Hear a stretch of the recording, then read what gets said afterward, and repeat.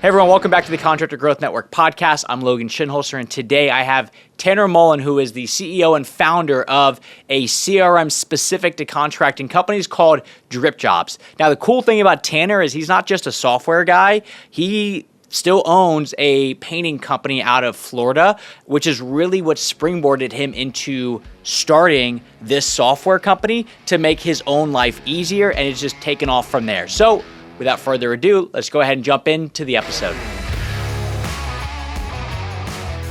Did you always, when it came to the operation side of things, are you like an ops person at heart? Or I guess now you solve a lot of that stuff, but is that just who you are inherently, or what's up with that? Dude, I mean, inherently, I think just always looked for the easy route, man.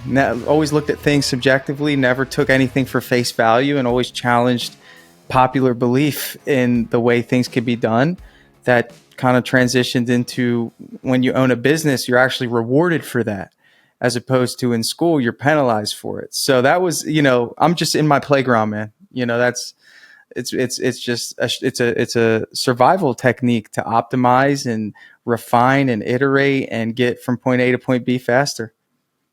So let's kind of go back to the beginning then. So, I mean, you obviously own DripJobs at this point. And we'll talk all through that, Sure. But you didn't just come out all of a sudden at the gate and go, I'm going to create a CRM for contractors. So let's go back to the beginning and talk to me a bit about premium painting, which do you still own that, or are you out of that now? Or I guess kind of walk me through that. Yeah, I do. I still own it. I have 4 crews out there painting right now.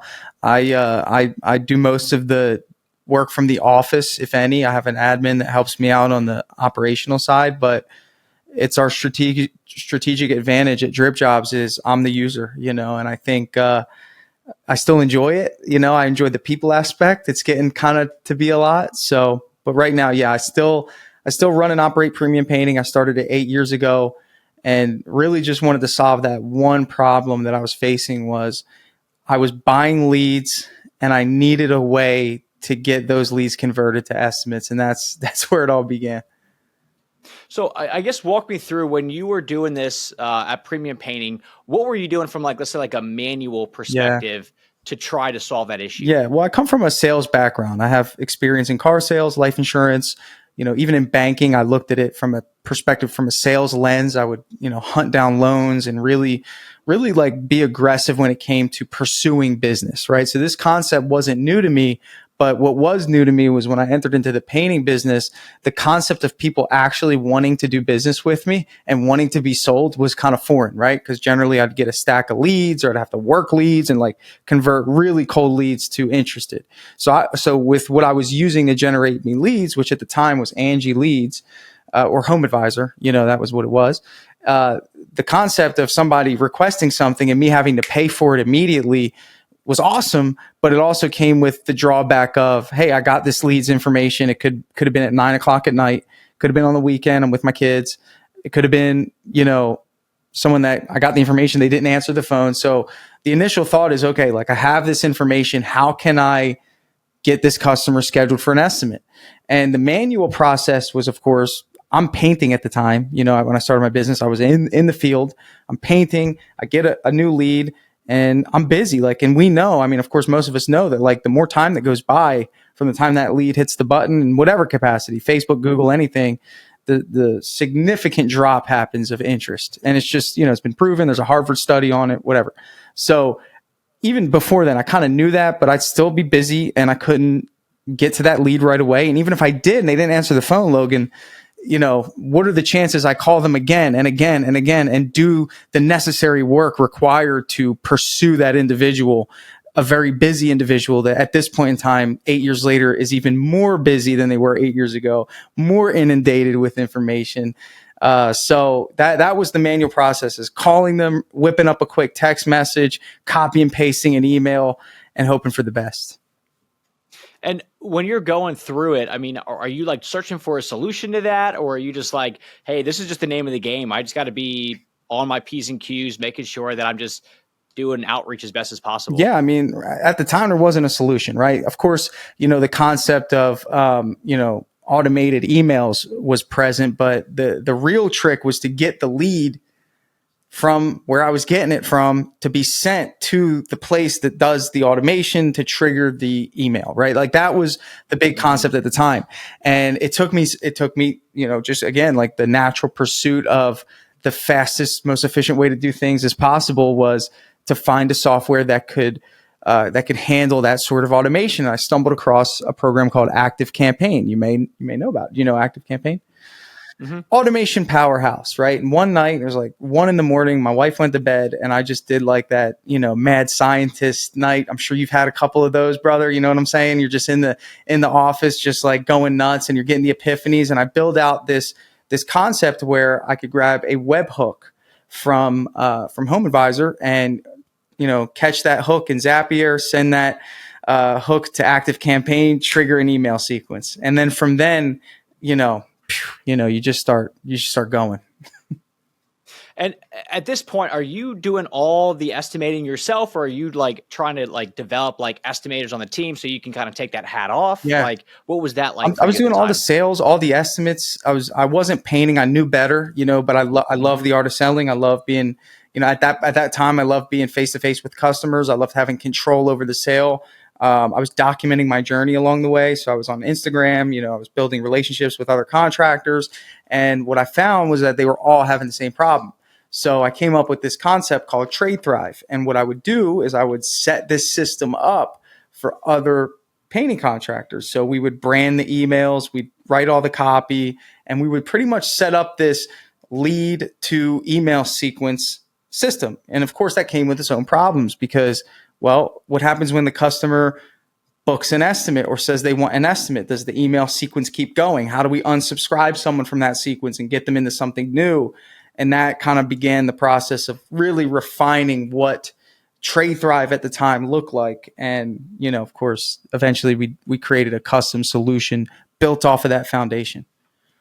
So just at the time when you're in your lab, you're doing all the essentially automations. Yeah. What was before, you set everything up in the automation wise to afterwards, did you see like a noticeable impact when it came to client engagement to give estimates? Sure. Like, I guess what was the outcome of that just fundamentally? Fundamentally, it was an epiphany. It was, I'm in two places at once. I didn't have an admin at the time, right? And that's what we would expect our admin to do, is to follow up with the lead. And it really only took a lead that came in at 11 p.m. when the anxiety hits, right? Because we take the office home with us. You know what I'm saying? So it really only took that happening one time for the lead to come from Home Advisor, to go through my automation, to get the email, to click the link, to go to the calendar page, to book the appointment, to be moved from the initial stage to the next stage, to receive a value building follow-up email.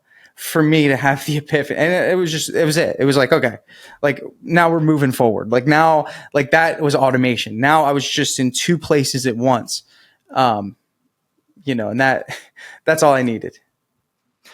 I know for us, like over here, like we have, like obviously we're a marketing agency, but like, like the different stages of, okay, like what is our contact rate? So leads come through, how often are we getting a hold of them? And, when we actually mapped stuff out, we started to notice that like, where are the major drop-offs? And one of the first drop-offs that we had was, somebody fills out a contact form, and if they don't schedule automatically on our calendar, we then manually have to call them back up to say, hey, you didn't schedule a time. Let's pick a time. Yep.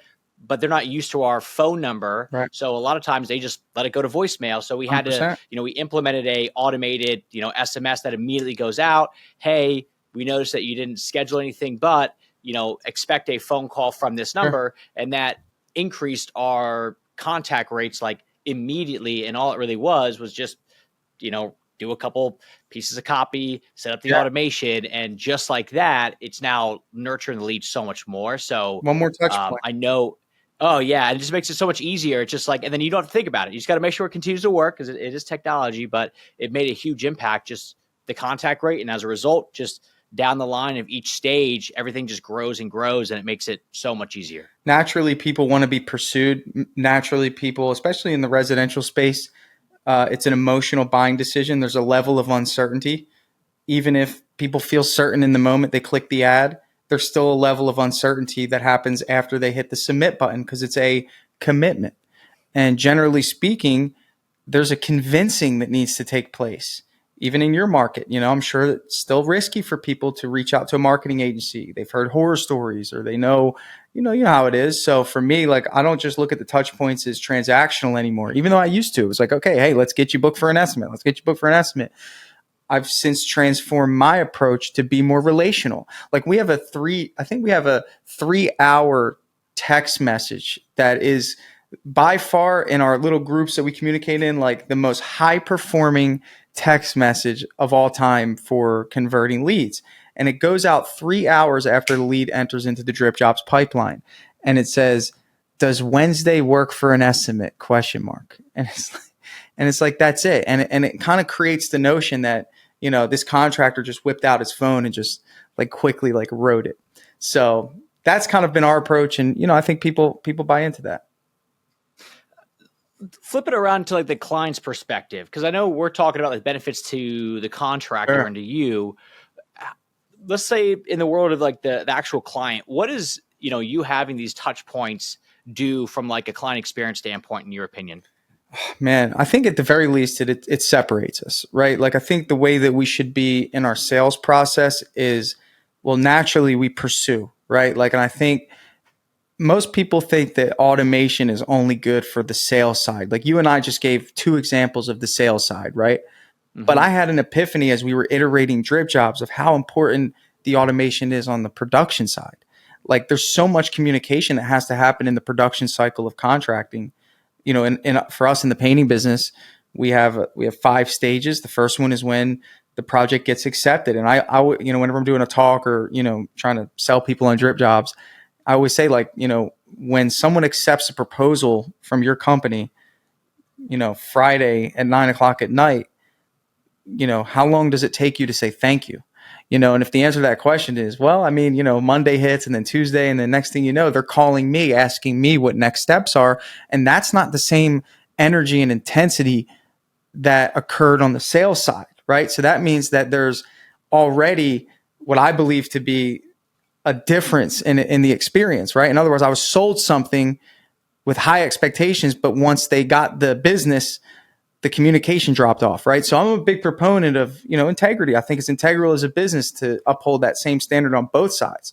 So for me, the contractual, the communication on the actual production side is so important. And for the customers, hey, thank you for, approving our proposal. These are next steps. This is what you can expect out of us in the next 4 days. We're going to have a start date for you. If you're interested in a color consultation, let us know and we'll get you scheduled in for a free color consultation.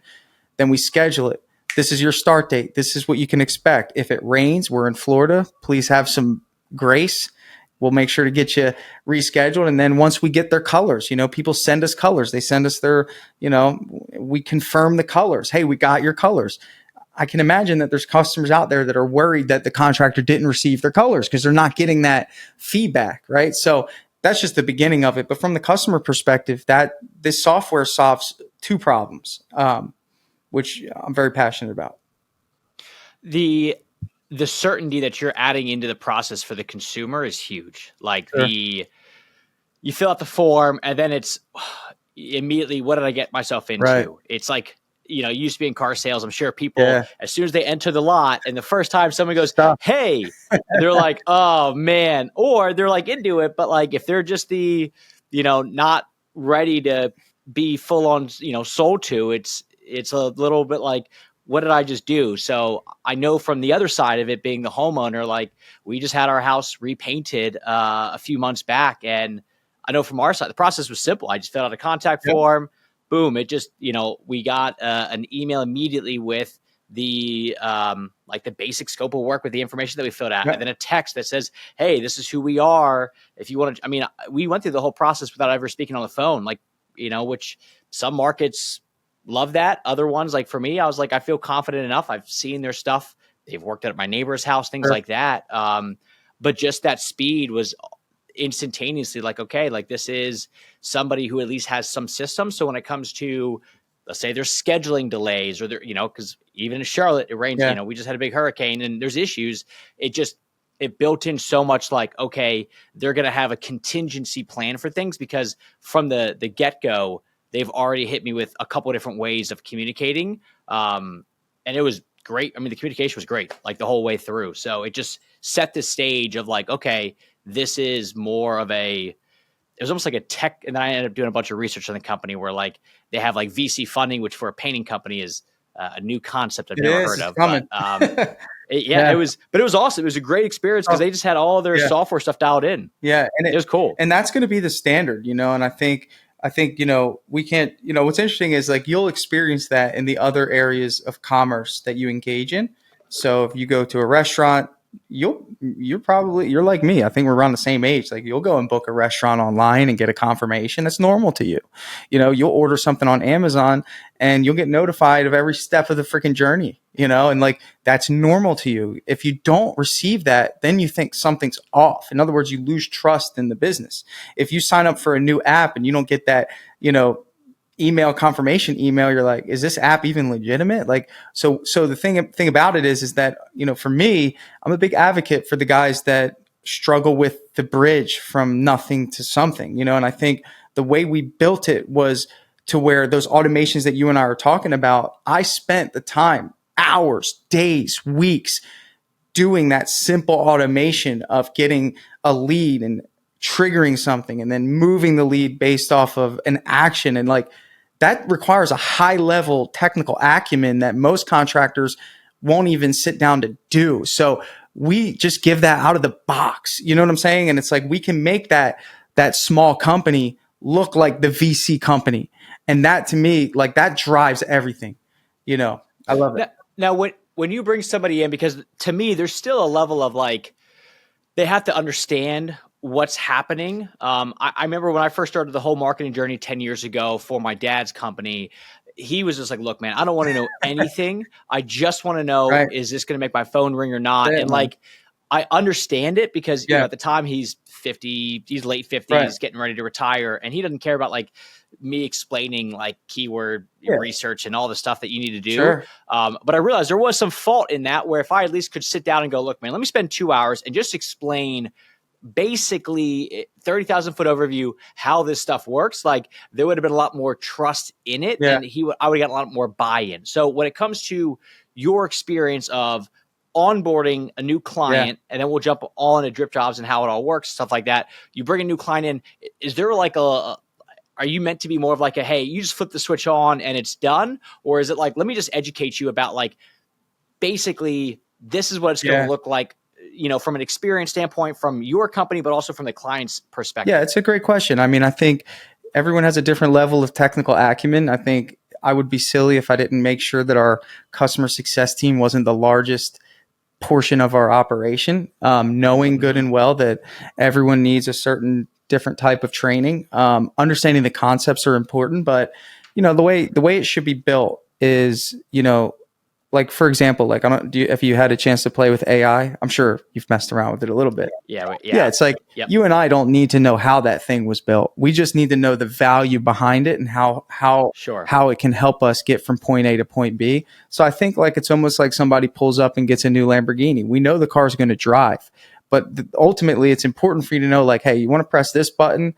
you want to do this, you want to do this. Like, we already built this thing for you. It's going to go really fast.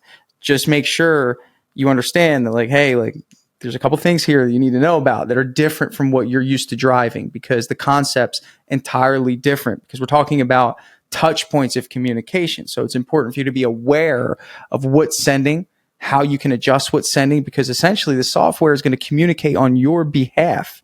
So in other words, you need to know, like, hey, like, they're going to think it's coming from you or your business. So those sorts of things. Yes. That's, great question, because that's, that's kind of, I remember early on we had a client that we were like doing just normal SEO and blogging for and stuff like that. And he called me and he was like, hey, I just got a call. Somebody called me and said, I found your latest blog that you wrote. And because of that blog, like, we are reaching out to you to build our house. And he said, he was like, and this is before we would like set we have a different setup now, but he was like, I had no idea what the blog was, but I just had to go along with it and be like, oh, that's so great. Like, thank you very much. So it was that thing real quick.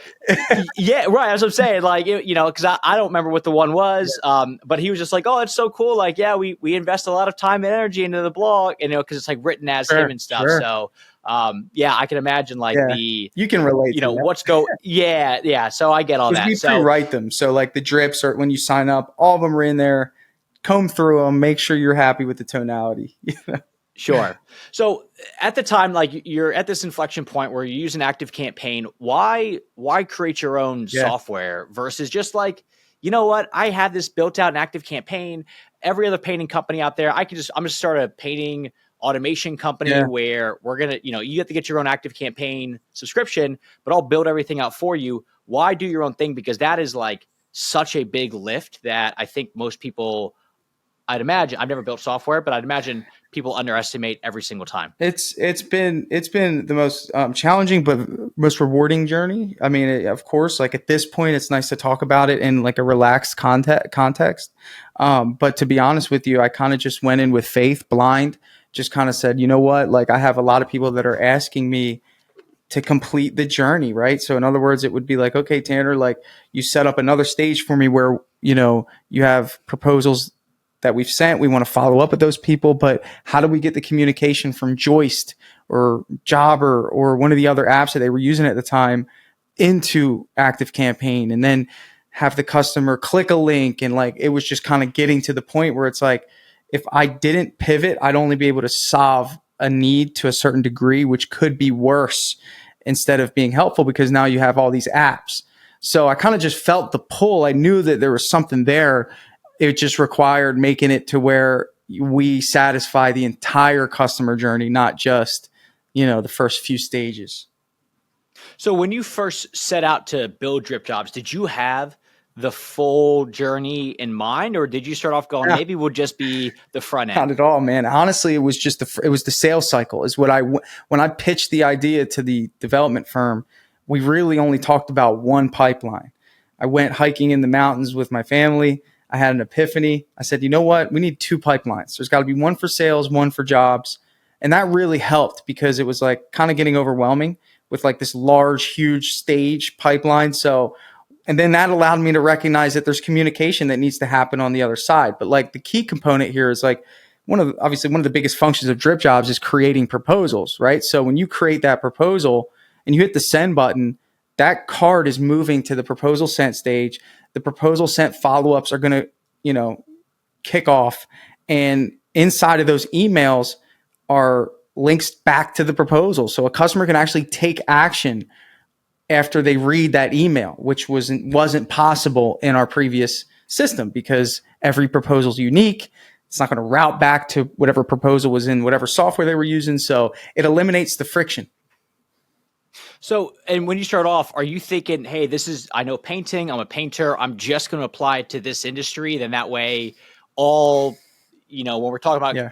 Like a color consultation, a roofer is probably not going to have much of a color consultation need. So did you start off with just one industry? Or do you think, let's just go front end, but I can do it for anybody? No way. Yeah. I knew when I was building it that, the business principles are the same. Every contractor, it doesn't matter what you do, wants to communicate with their customers and they want to give their customers a great experience. So we leverage that heavily. And then in our iteration cycles and what we're building, we build industry specific features as add-ons. Like for example, for the painting business, one of our things that we have is production rate estimating. This is a estimating system that you can plug in measurements and rooms and substrates and gallons, and it calculates it all for you. So like that was kind of our nod to the painting industry, and that allows us to be very competitive there, but still maintain our core foundation as a customer-centric, communication-focused software. So talk to me a bit about how it's like evolved over time. So we start off, we're pitching to the development firm, we're just doing front end stuff. What were some of like the inflection points where you're like, well, maybe we could add a little bit more and then take it from just how to get the proposal out to now how do we actually get it to maybe production, but then it stops. So can you kind of walk me through the evolution of the software? Because I'd imagine it's never ending. Yeah. I mean, back to me being the number one user. I mean, the thing about it is like, and again, I look at this as a major strength. That's part of the reason why I'm still involved in my painting business, because as I grow my painting business, I recognize the different things that we need. in order to be efficient. And that can just go right to the development, product manager, and they can iterate on those things. But for me, it's like the evolution was, what did a $800,000 painting company at the time need? Proposals, invoices, work orders, follow-ups. It needed the ability to text customers, to read responses to follow-ups. It needed the ability to have a task manager. It needed to be the ability to see some data, some lead metrics, to be able to see all these things. So like out of the gate, it was like I kind of knew what it needed. What I think I was, through selling the software and having feedback from all sorts of different people, what it did was it showed me that I don't do business the way everyone else does. So, which, is an epiphany to somebody, but ultimately for me, I was just like, you know what? Like, okay, I can see why you would want that built. I could see why you want ACH. Like I never run ACH payments, just never. I like barely ever. And it's like, I had enough people say like, I need ACH payments, just little things like that, that kind of just, we consider ourselves product-led growth. We publicly put on our website our feature roadmap and let people vote on what we build next. So that's kind of like how it's evolved over time. And if we have enough people that knock on our door about it, we'll prioritize it. What's it like for you as I'm going to venture to guess, non-software developer developing software? Because most people that have a software that their background is in development, but you're coming in, you're not even like, oh, I came out of corporate America. No. You're coming in, blue collar, even though you don't operate as like the chuck in a truck by any means, but it's still painting's a blue collar space. So what's that like for you stepping into pretty much a whole new world when it comes to how to build something? It's different, man. And at first it sucked because generally speaking, with my painting business, if my painters didn't show up one day, guess what? I could go in there and roll out a wall. I could save the product. In other words, I could save face. With software, I had to go through a bunch of channels to get the iterations done, especially early on. So we had like 50 companies sign up in the first like 6 weeks. And you can imagine, I mean, when you first launch a software, the bugs that are it's just like bugs. It's bugs. Like people texting me, this isn't working, I'm stranded and the app's not turning on. Like whatever you can think of went wrong. And I was assigned a project manager by the development firm that built it. I went local. I didn't go overseas because I knew that I wanted to be able to clearly convey the vision. And I was like, whatever, I'll pay more for that. And which I did. And it was sufficient, but it wasn't exceptional because they had multiple clients. They were building multiple softwares at the same time. Things get missed, and I was given a project manager who clocked out at 5:00, didn't work on the weekends, and my customers work on the weekends. And so I ran into this like major roadblock where it's like, okay, I don't know how to code. I have a software company that really isn't for me, but they claim to be. I have to go through so many channels. I'm like, I'm heading in a failure direction here. Like if I don't make a change fast, I'm going to hit a roadblock. And I knew no one that could code. So the pivot that I made is I went on Reddit and I went to the co-founder subreddit and I said, hey, I got this software launched. I got 50 users on it.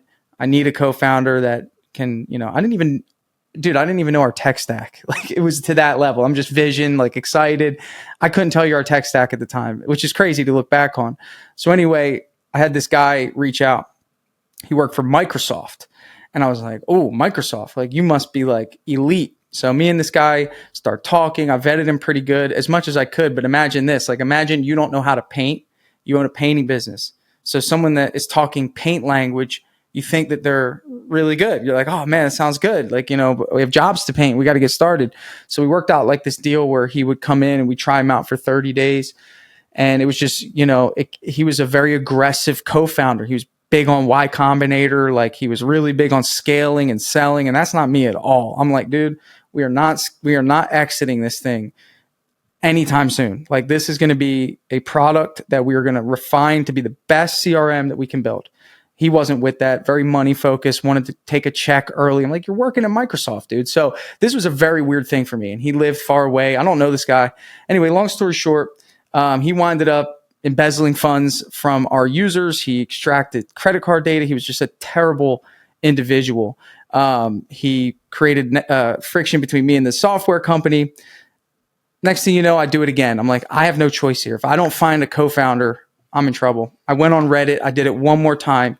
And that's how I landed on Jason, who's been with us for coming up on 4 years. I tell you what, man, from a Reddit perspective, I love it. Like, I use it a little bit back in the days for like entertainment stuff, but my wife and I we have an 8-month-old, and my wife would be like, Logan, like, have you noticed that he's got, I don't know, a red spot on his left arm? Do you know what that is? And I'm like, I don't know, just go to Google. And literally she'll type something in, and on Reddit, it'll be like, my baby has a red spot on their left arm. Does anybody know what this is? Yeah. And it's like verbatim, all that stuff. So I would have never thought to do it as like not like a dating app, but like hey, I need a partner in this stuff. But I mean, it worked. It works, man. It worked. That's crazy. Reddit's for. Yeah. And it was a Hail Mary, man. It was a toss it up, see what happens. What's it like when you find out that this guy embezzled from, it's one thing to embezzle from you, but like, from a brand stability perspective to like know that he did this with clients, like what's that emotion? Just any business owner, would not want to feel out of control. It's just like, it's almost like honestly, it sucked, dude. It's like I had a friend send me a screenshot of a charge. So this guy spun up a fake Stripe account, put DripJobs on it, and started running subscription charges on our users. Obviously, no one's really going to catch that. Like, it's it was a very tricky scheme. So he was just pocketing all this money.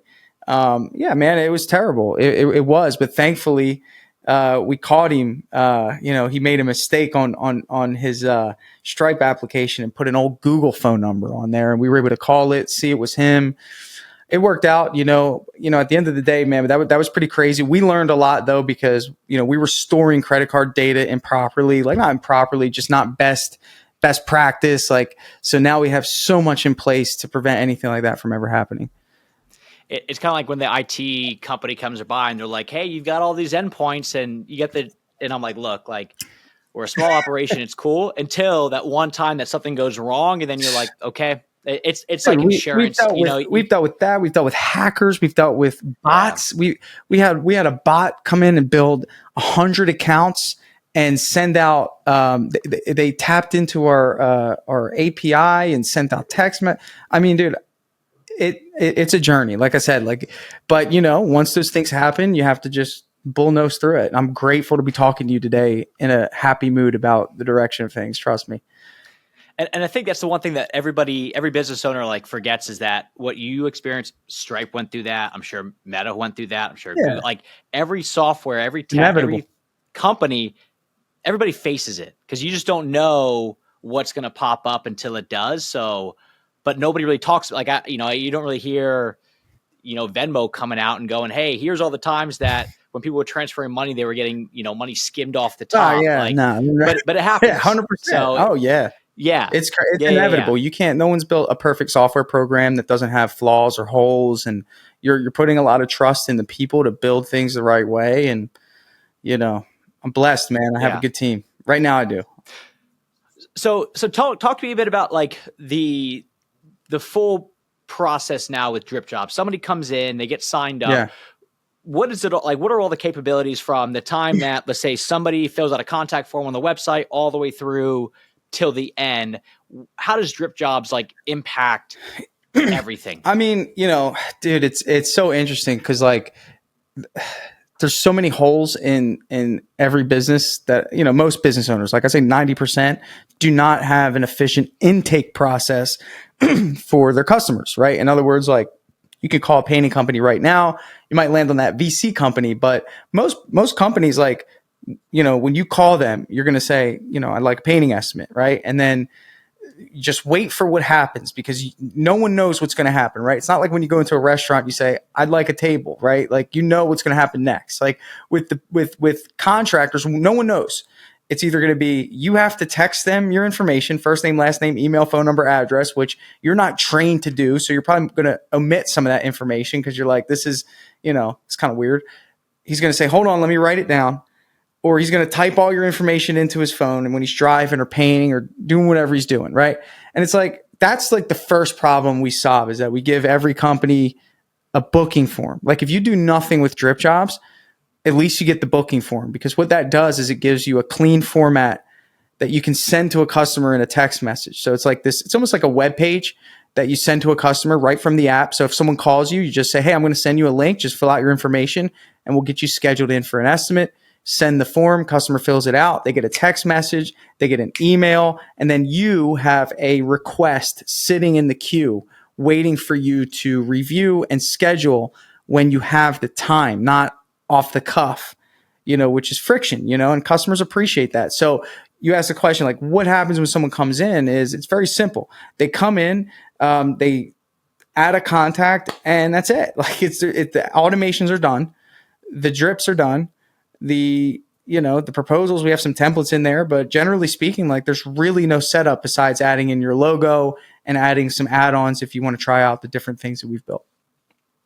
And then does DripJobs help at all with like on the production side of things, or is it predominantly still just like getting them through from a client experience standpoint up to that point? Yeah, production, we have a job schedule, we have change orders, we have work orders, right? So I just created an automation today that actually sends the work order to the crew leader automatically from DripJobs, right? So in other words, like I'll move the customer to a certain stage, it triggers an automation that recognizes the crew leader and it sends them a message in Slack with all the customer's information, including the work order. So things like that, notes, you name it. Generally speaking, we're pivoting heavily into the production management and job costing, which is a huge feature we released earlier this year. And is it meant to be like just front office is using this, or is it supposed to be like crew leads or have an app on their phone that now everybody's in communication that way? Like, what does it look like from an internal communication standpoint? So I'd say that's an area where we are lacking is the crew access, because they need their own app. There's just so much that a crew member and we want to do with it. But most of what DripJobs is for your salespeople, project managers, admins, and owners. When it comes to the crews, they can work right off the work order. One thing that, is a drawback is that they don't have a schedule built in, but we found some workarounds for that. But ultimately, that's a big plan for us going into the next year is getting something for the crew members to clock in and to do all those crew related functions. So is that the next big thing for DripJobs that y'all, because I'm sure with software, it's, small little iterations over and over and over. And then you get 5 years down the line and you have this whole robust system versus like, I know it takes a while if somebody says, hey, can you just add a form that I can put on my website? It's not like sure, give us 2 hours and we'll whip something out. It's like, yeah, I know. And I don't think anybody realizes that because they think it's just so commonplace, like what you're bringing up with like, you go to a restaurant and you go on Resi to like get your reservation. And like, that's so easy. But I'm sure so much went into that to like be able to build that one feature that just says, we're going to link up our schedules with what they have reservation wise with what you can get. Like one form could take somebody a whole quarter to develop. There's so many checks in place. It's insane. Yeah. It's not. So the next big thing, to be 100% honest with you, Logan, is actually we are tearing down the entire software and rebuilding it from scratch. So how come? It was never, again, like we call this technical debt in the software space, right? It's like, when it was originally built, it was not built for the almost 2,000 companies that we have using it. It was built for 50 companies, and the data layering, the way that the app functions and flows, it works, but it won't work for when, we scale. And I made the decision last year. I talked to my CTO and I said, you know what, let's build it from scratch with what we learned, and it'll be built on the best possible tech stack that's available. It'll have a lot of the things that we learned in place. So, when you're playing the long game like us, like we're not trying to scale this thing to exit. We just really want to make a really great product. It's an easy decision, man. So right now we're just, we're rebuilding, we're keeping the current version updated with new features. We have a team that works on that, but the majority of our resources are actually currently working on the newest version of DripJobs. So what have you learned from, I mean, you start off as a contractor owning that. So, you have your own, I don't know, fundamentals or understanding of business from that sense. What have you learned by owning a SaaS company that was different than a contracting company that maybe you can apply back to your contracting company? To be honest with you, man, it's actually learned more in my painting business Interesting. than I did the software business because, when you're a quote unquote visionary, right? Like you have the ideas, and there's some visionary leaders that, like, I don't know, they drive their team too hard, and it's like, I spent 8 years in the painting business. My team can only paint so fast without breaking or getting mad at me or feeling like I don't respect them or feeling like I don't understand them or feeling like I'm only in it for my best interest. So with software, the developers are just like the painters. It's like, yeah, I have all these great ideas, but for me, it's like I have to have a deep understanding of the process on how to paint so I don't overwhelm the team with my grandiose vision. I have to be patient. I have to understand where they're coming from. I can't just hit the, CEO button every time I don't like the speed of which things are getting done. Because if we rush through a paint job, and I know this for a fact, it won't be good for either the customer or the painter. And if we rush through code and pushing out features way too fast, it's the same thing. So to be honest, if the painting business experience has really taught me more about leadership and management than I learned in the software space. And as you're like trying to like build these two companies, how are you now balancing your time? Because they are very, one is all not scale, but you get a new client in, it's a lot easier to manage versus if you have to go paint a new house, that's a crew going off there for a week to do it. And it's very different business model. So how do you balance the two at this point? Yeah, I mean, I take weekends off entirely. Like I don't do anything on the weekends besides spend time with my family. I mean, you have to. During the week, I'm balls to the wall, man. I mean, it's painting business, putting out fires, hiring, coaching, being a therapist, helping, still doing all the things that a normal business owner would do. And in the software side, a lot of what we do is automated. The sales are mostly automated from website traffic that sign up for demos or just sign up in general, which takes a huge load off of me. Development is pretty much automatic. My CTO, I have a VP of engineering. Like these guys really know what they're doing.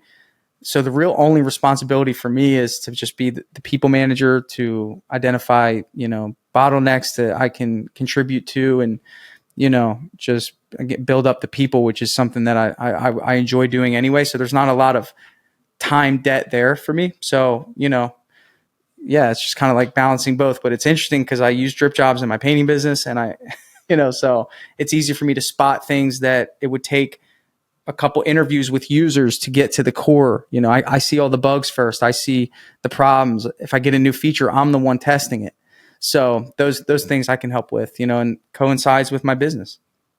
So my next question was going to be, early on, I know there's a lot of just using premium painting to then kind of drive the innovation for what DripJobs needs. But it sounds like, I would have kind of figured that would have slowed down, but it sounds like that still very much is at the forefront of you're testing everything and going, could we do this? Could we do that? I'm assuming in addition to the users being able to vote on what are those next features that we bring out. So it's kind of like this, you're not just hearing all the masses, you're also getting it to implement it yourself and figure out what truly is the next thing that needs to be put into place. There's no better testing than on real data, man. Like, a lot of software companies struggle with that because they have what's called a product manager come up with an idea of what they think their users would like. And I don't need that person. It's like, not only am I well connected in the industry, I am the user. So I can't see, I can see what would be good. And sometimes, sometimes we miss. There's some features that we've tried out that just didn't work. But the cool thing is that we don't waste a lot of time with our development. It's like we're pretty well certain that anything that we're working on is something worth, that'll be worth it when we release it. So yeah, big benefit for sure. So if somebody wants to get started with DripJobs, how do they go about it? DripJobs.com. But I always say book a demo first. Like, don't just sign up. You can, like, if you're like me, I'm a sign up first guy and then book the demo later. But we actually call those onboardings. So in other words, we'll train you for free. So if you sign up and you're like, okay, I like this, then we'll do a free training for you. But the demo is kind of like preliminary. So you can just see what we do. It's a 30-minute Zoom call with our account executive, and they'll just show you what it can do. And we have a 90% closing ratio on demos with no high pressure sales tactics. That's just straight value. So Yeah, it's pretty straightforward. And what would be happening in somebody's business if they're listening to this that they would go, you know what? I need DripJobs. Like, what are they noticing that DripJobs is going to be the answer to their issues? So many analogies, but I'll try to pick one that I like. Okay. If you have a family and on the weekends you get a business phone call and you get anxiety and you walk away from your family and you try to answer that phone call, you need DripJobs. Simple. You know, you need something that communicates for you because your customers generally don't respect the hours of operation, you know? So you need to have a system in place, either that or you hire a 24/7 human to do it for you, which I have yet to find anyone that's interested in that role, nor do I want to pay for someone to work that much. So it looks like automation is something you should embrace. Cool. And last question, kind of an off the wall Sure. one. But as you're bringing up, talking about you're going hiking with your family and you have this business epiphany. I do the same stuff. I'll be at like Universal Studios with my wife, and then she'll notice that I'm like zoned out, and she's like, "What are you thinking about?" And I'm like, "Oh, nothing." And she's like, "What is it?" I'm like, "Well, have you noticed that this line to ride the ride is so long, but they're entertaining you the whole way? I wonder how in our business, when we have long lead times, what can we do to, so." I love that. And she's like, "Come on, man. Like, we're on vacation." So Mike, with all that said, I was thinking about that as you were talking about. Do you have like an entrepreneur, whether they're alive or they're dead, that you look up to as like, man, that was the guy or the girl that just from an entrepreneur standpoint, they were like the best of the best? Yeah, that's a good question, man. I'll give you an entrepreneur and I'll give you a personal development figure that's helped shape my mindset. So I'd say entrepreneur would definitely be Russell Brunson. He's he's doing it. He actually read his book called Expert Secrets, and it really helped me understand the value of creating a tribe, creating a cult-like following, even though I don't like that word, but it's the idea behind, creating raving fans about what you're building and creating a community around the tool. And I think that's helped us a lot.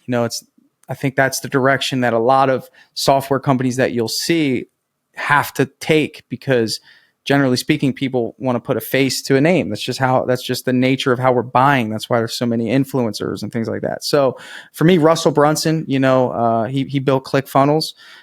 They did it with no funding, something that I'm proud of that we didn't have to do. Really, really inspired by his journey and what they've done at ClickFunnels. And personal development wise, I'm a big fan of Myron Golden, really great business coach, really in tune with, a business mindset of value.